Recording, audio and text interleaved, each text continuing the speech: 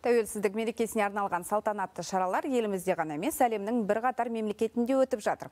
Бүгін бауырлас түрік жұрты да ұлық мерекемізді атап өтуде.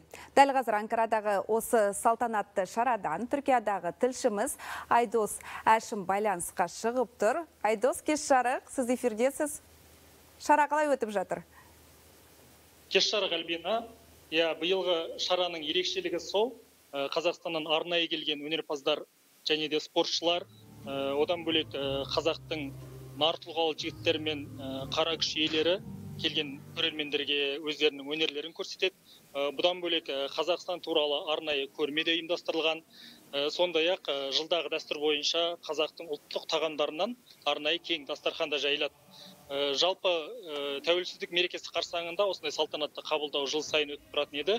Бірақ былтыр пандемияның кесірінен бір жыл өтпей қалды. Биыл бірақ та бұл дәстүр әрі қарай жалғасын тапты.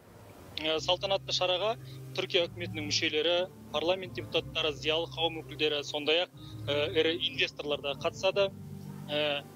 Бұндай тәуелсіздік мерекесіне арналған шаралар легі жалғасып жатыр. Түркияда ертең ары күндерде бірнеше шара өтеді. Ірі қалаларда, мәселен Анкара қаласында Қазақстан мен Түркия достығына арналған парктың іргетасы қаланып, қазақ өнерпаздарының үлкен концерт өтеді.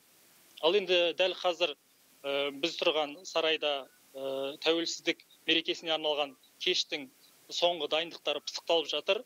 Бірер сәттерден кейін қонақтар ішке кіріп, үлкен салтанатты кеш басталады. Альбина. Рахмет, Айдос.